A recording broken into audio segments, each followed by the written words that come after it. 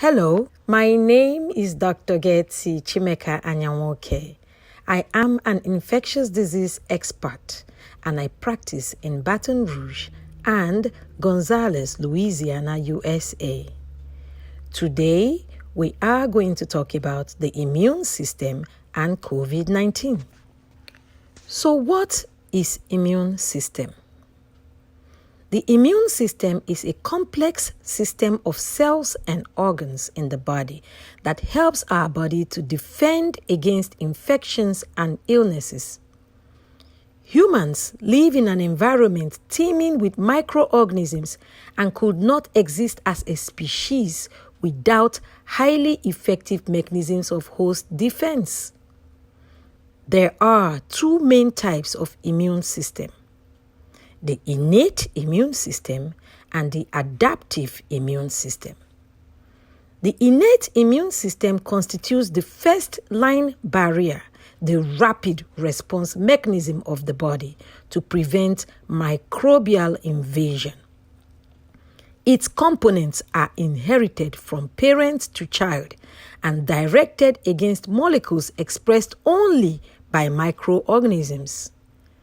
These host defense components are evolutionarily ancient. They are found in all multicellular organisms and expressed in humans as conserved elements shared with other vertebrates and in some form with insects and plants. The innate immune system protects the host during the time between microbe exposure and initial adaptive responses. In the adaptive immune system, the responses are learned, they are adapted or permanently heightened as a result of exposure to microorganisms in response of T and B lymphocytes in the adaptive immune system. The importance of innate immune system can be appreciated by considering that the generation time of most bacteria is 20 to 30 minutes, whereas the development of a specific adaptive immune response with antibody and T cells takes days to weeks. The innate immune system protects the host during the time between microbe exposure and initial adaptive responses. The adaptive immune system is also known as the acquired immune system. The mechanisms by which the innate and adaptive immune systems function are fundamentally different.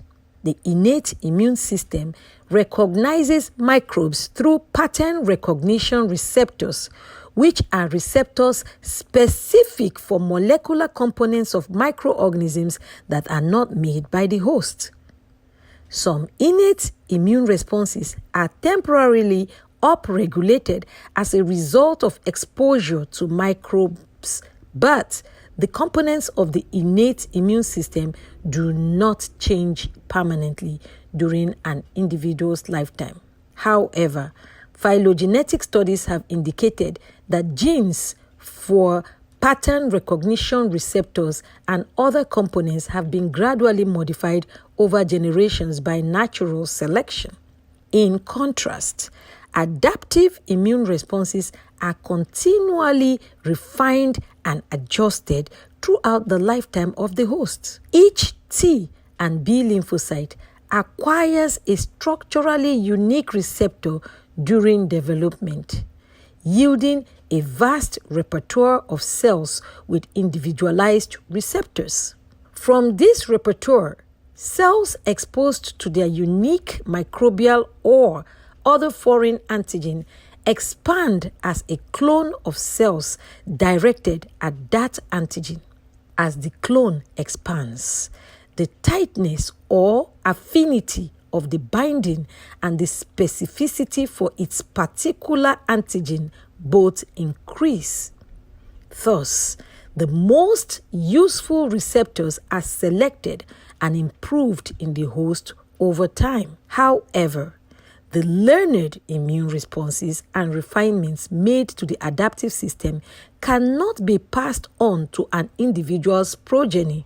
The next question is, how important is the immune system to healthy living, especially during the COVID-19 pandemic?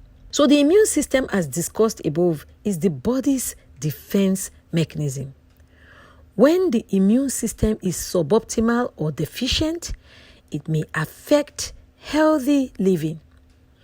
People may become frequently easily infected. For example, they can be easily infected by COVID-19, by the influenza virus, by the common cold virus, and even bacteria and fungal infections. We may also develop autoimmune and malignant diseases. This dysregulated immune system may further predispose us to infections. This is why it is very important that we pay attention to our immune system as part of our healthy living, especially during this COVID-19 pandemic. Next question is, what are the dangers of a compromised immune system, especially during this COVID-19 pandemic?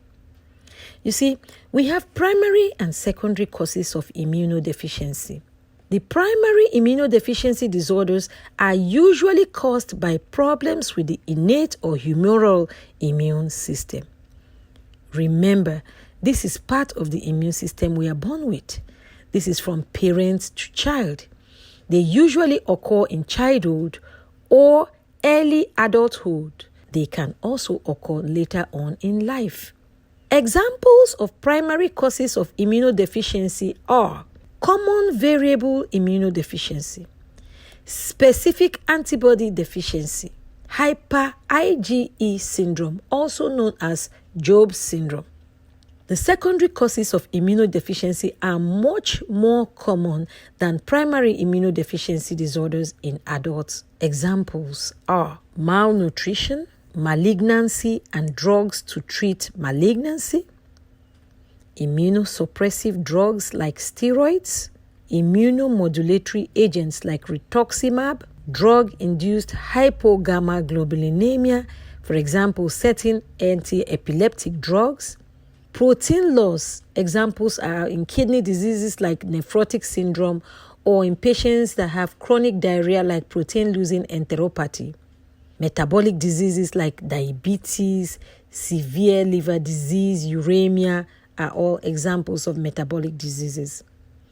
HIV infection, functional or surgical asplenia. This is where the spleen is not either functional or has been removed surgically. The danger of the above immune disorders are that the body lacks the ability to effectively fight off infections, autoimmune disorders as well as cancers. Therefore, we want to prevent people with these disorders from being infected with COVID-19 amongst others, as the danger is that their bodies may not be able to mount an adequate response to defeat the coronavirus 2019 in this battle. This is the same reason this same set of people may also be susceptible to other infections.